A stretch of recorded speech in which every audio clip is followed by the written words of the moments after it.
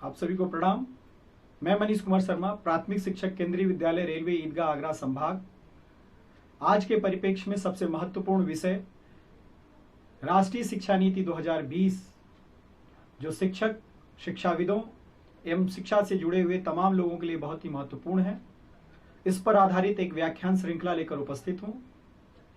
इसके प्रथम भाग में इस शिक्षा नीति के पीछे सैद्धांतिक दृष्टिकोण क्या है, इसका विजन क्या है, इसमें शामिल किए गए महत्वपूर्ण सैद्धांतिक बिंदु क्या हैं।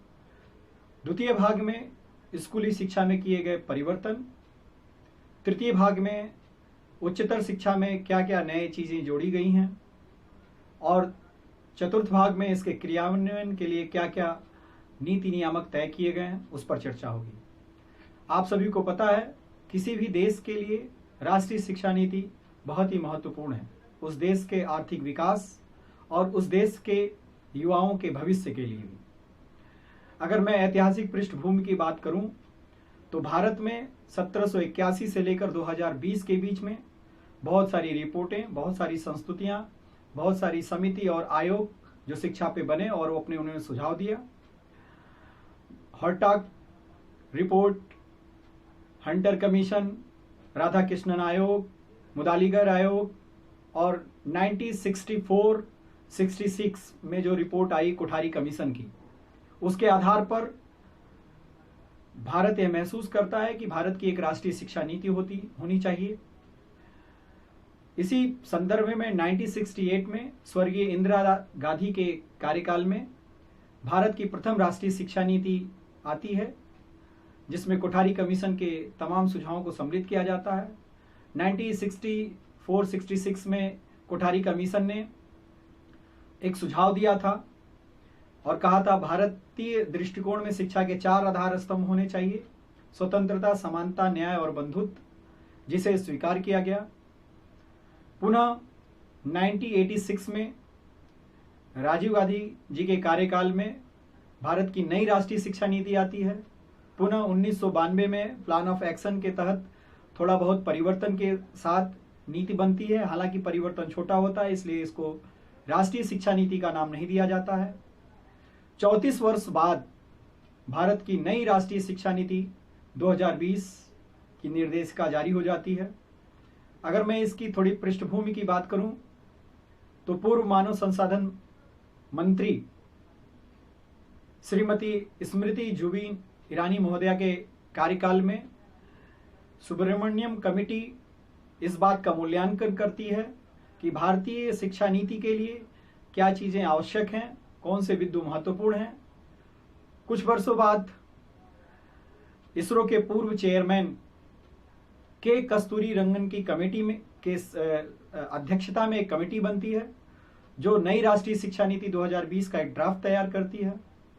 नई राष्ट्रीय शिक्षा नीति का जो ड्राफ्ट है 2019 राष्ट्रीय शिक्षा नीति ड्राफ्ट 2019 के कस्तूरी रंगन की अध्यक्षता में प्रस्तुत किया जाता है। यह ड्राफ्ट लगभग 600 पृष्ठों का होता है।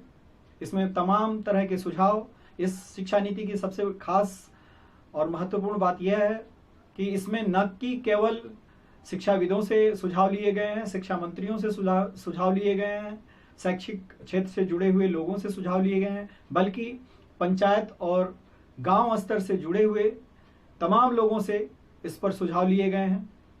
चूंकि सुझाव सभी के सम्मिलित हैं, इसलिए ड्राफ्ट जब भी कोई निर्देशिका जारी होती है या कोई नीति बनती है तो वो अपने पूर्व रूप में ड्राफ्ट में आती है, जिसमें सभी बातें सम्मिलित की जाती हैं। फिर विद्वान जन इस पर विचार विमर्श करते हैं, चर्चा करते हैं। उसके बाद इस ड्राफ्ट को लघु रूप में मूल जो गूढ़ विषय हैं उनको सम्मिलित करते हुए राष्ट्रीय शिक्षा नीति 2020 निर्देशिका के रूप में आती है, जो लगभग 120 पृष्ठों में सम्मिलित है। इस राष्ट्रीय शिक्षा नीति का जो सैद्धांतिक आधार है, कहीं न कहीं भारतीय दर्शन और भारतीय शैक्षिक दृष्टिकोण से ज्यादा महत्वपूर्ण है।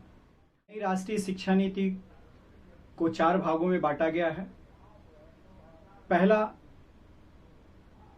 स्कूली शिक्षा, जिनको 8 बिंदुओं में बांटा गया है। दूसरा है उच्चतर शिक्षा, जिन्हें 11 बिंदुओं में बांटा गया है। तीसरा है केंद्रीय विचारणीय बिंदु, जिनको 5 बिंदुओं में बांटा गया, जिसके अंतर्गत व्यावसायिक शिक्षा, प्रौढ़ शिक्षा, भाषा प्रौद्योगिकी एवं डिजिटल एजुकेशन है। और चौथा भाग है क्रियान्वयन। इस प्रकार जो निर्देशिका आई है राष्ट्रीय शिक्षा नीति 2020 की, वो इन 4 भागों में विभक्त है। सर्वप्रथम मैं बात करना चाहूंगा राष्ट्रीय शिक्षा नीति का जो आधारभूत सिद्धांत है वो क्या है। जो इसके पीछे भारतीय दृष्टिकोण है, आधारभूत सिद्धांत है, वो यह है कि एक ऐसे इंसान का विकास करना चाहती है जो तर्क संगत विचार करने वाला हो, कार्य करने में जो सक्षम हो, करुणा हो जिसमें सहानुभूति हो, वैज्ञानिक चिंतन हो, रचनात्मकता हो, कल्पना शक्ति हो और जिसमें नैतिकता हो। इन सारे दार्शनिक दृष्टिकोणों और सिद्धांतों को लेकर के ये नई राष्ट्रीय शिक्षा नीति बनी है। अगर इसका मैं संवैधानिक परिकल्पना पर चर्चा करूं तो यह शिक्षा नीति समावेशी और बहुलतावादी समाज का निर्माण करने के दृष्टिकोण से बहुत ही प्रबल सोच लेकर के आई है। हालांकि कोठारी कमीशन की बात मैं कोट करूंगा, जिसमें यह कहा गया है कि शिक्षा के जो 4 आधार स्तंभ हैं, स्वतंत्रता, समानता, न्याय और बंधुत्व। इसके बाद मैं बात करूंगा नई राष्ट्रीय शिक्षा नीति का विजन क्या है। जो नई राष्ट्रीय शिक्षा नीति का विजन है वो ये है कि सभी के लिए उच्च गुणवत्तापूर्ण शिक्षा हो और शिक्षा न्याय संगत दी जाए, साथ ही साथ यह जीवन उपयोगी और समाज उपयोगी। नीति में जो सम्मिलित मुख्य बिंदु हैं वो ये है, अभी तक भारत विविधता का देश कहा जाता था और विविधताओं का सम्मान होता था, लेकिन नई राष्ट्रीय शिक्षा नीति में जो मुख्य बिंदु सम्मिलित है उसमें यह है कि यह विविधता का जो सम्मान है वह स्थानीय स्तर पे हो, लोकल लेवल पर भी जो डाइवर्सिटी है उसका हम सम्मान करें, क्योंकि विविधता जो है वो पूरे भारत में हर जगह है, गांव में भी है, मोहल्ले में भी है। दूसरी बात जो है, न्याय संगत और समावेशी शिक्षा पर बल दिया गया है। पूर्व से ही समावेशी शिक्षा की बात की जा रही है। तीसरा बिंदु जो इसमें सम्मिलित किया गया है वो है सामुदायिक सहयोग। शिक्षा में सामुदायिक सहयोग को बढ़ावा देना इस शिक्षा नीति का मूल्य उद्देश्य है। तकनीकी के प्रयोग को बढ़ाना, आप सभी को पता है तकनीकी क्षेत्र में हम पीछे नहीं हैं। जैसा कि आप सभी को पता है कि राष्ट्रीय शिक्षा नीति जिस संदर्भ में और जिस कार्यकाल में आई, हमने इस कोविड-19 वैश्विक महामारी के दौरान उन सारी तकनीकियों का प्रयोग करना शुरू कर दिया था जो पहले से मौजूद थे।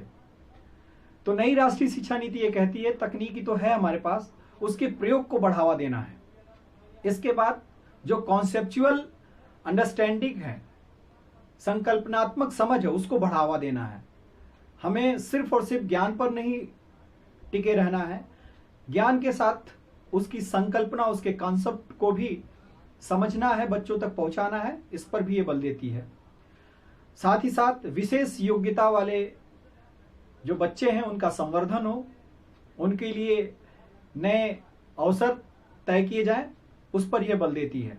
इसके बाद क्रिटिकल थिंकिंग यानी गहन सोच पर विचार, ऐसे पाठ्यक्रम, ऐसे प्रश्नों का निर्माण करे जिसमें बच्चों का गहन चिंतन जागृत हो और बाहर उद्गृत हो सके।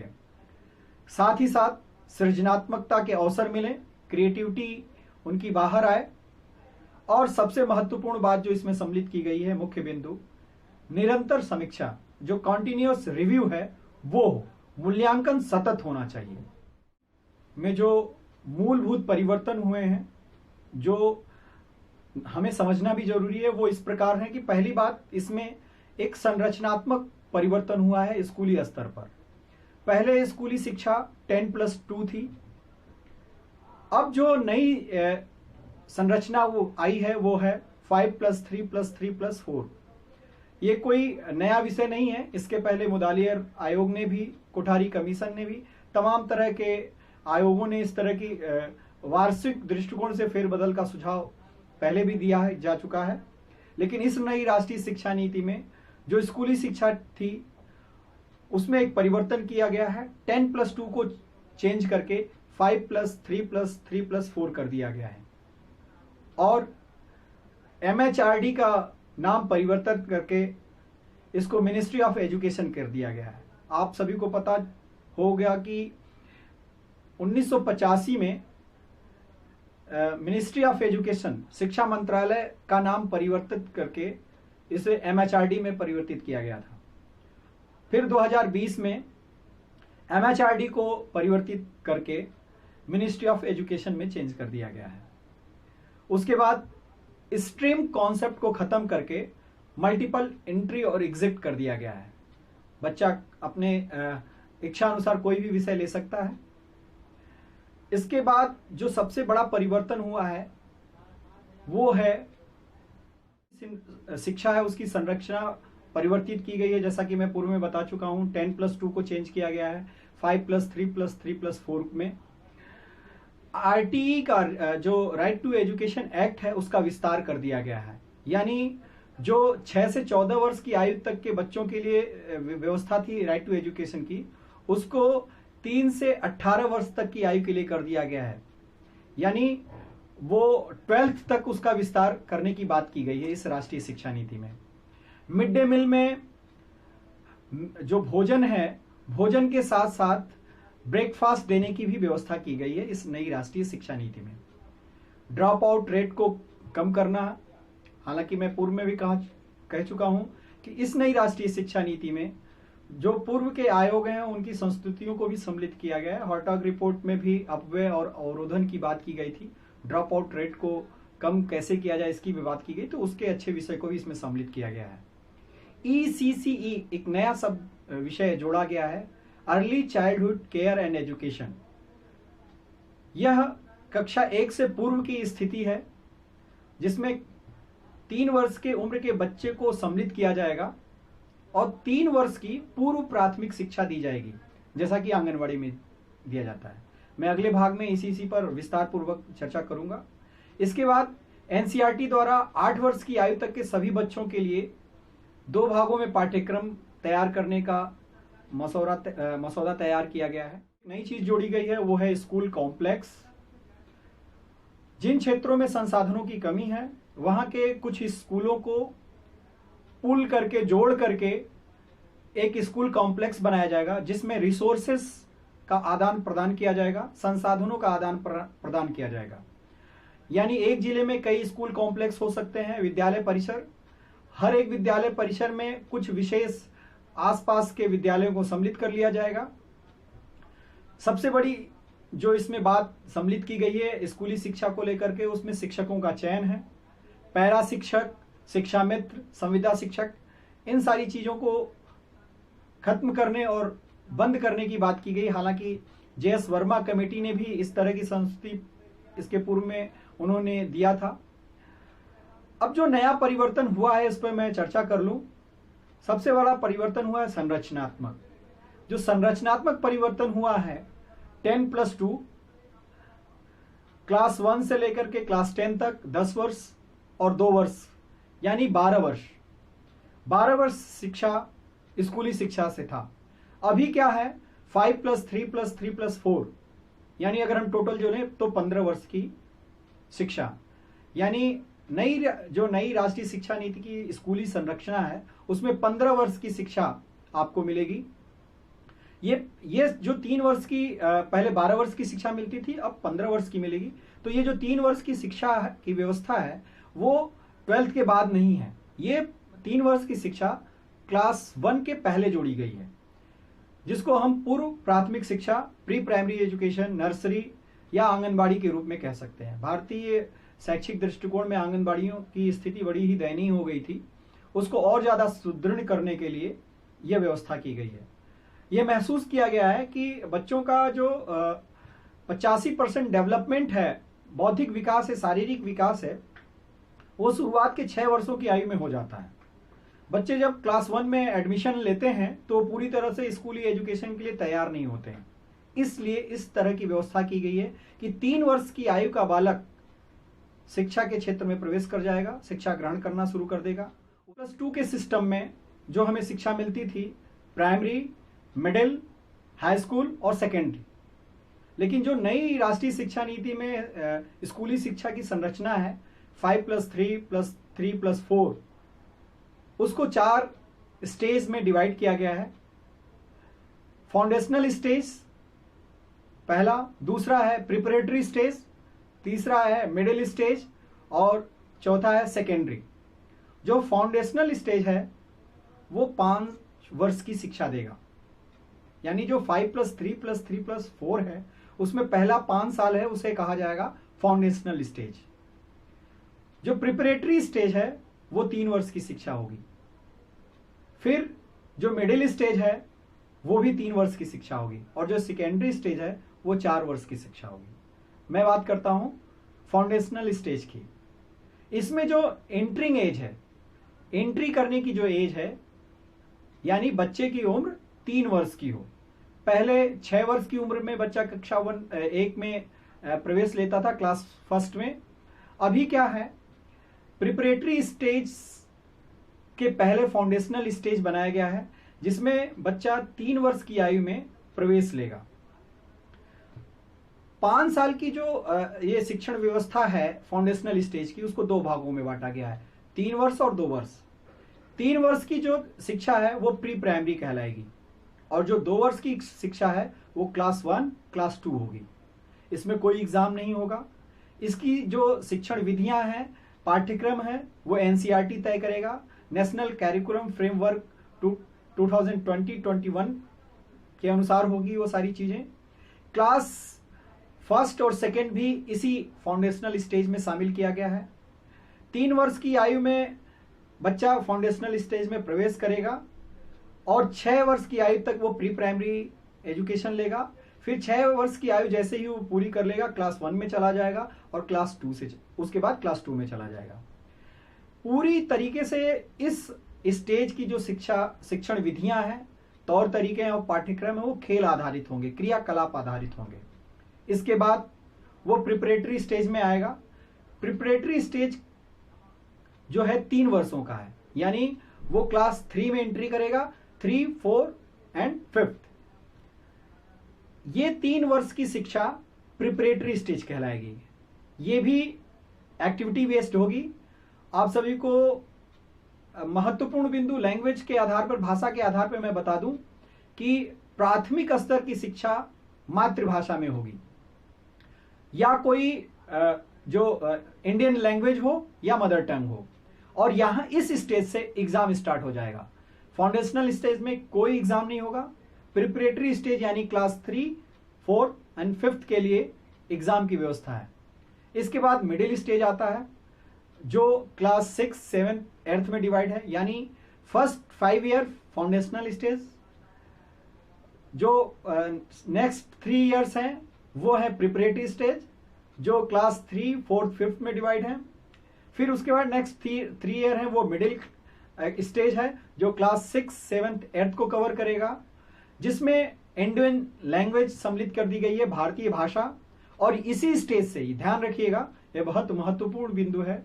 आजकल तमाम तरह के जो नेशनल क्विज हैं उसमें ये पूछा जा रहा है कि किस स्टेज से कंप्यूटर नॉलेज सम्मिलित कर दिया गया है। यस, मिडिल स्टेज यानी क्लास 6 से कंप्यूटर नॉलेज, जिसमें बेसिक्स ऑफ कंप्यूटर सम्मिलित कर दिया गया है। बच्चे को कंप्यूटर का ज्ञान इस स्टेज से दिया जाएगा। वोकेशनल एजुकेशन की व्यवस्था क्लास 6 से शुरू कर दी गई है।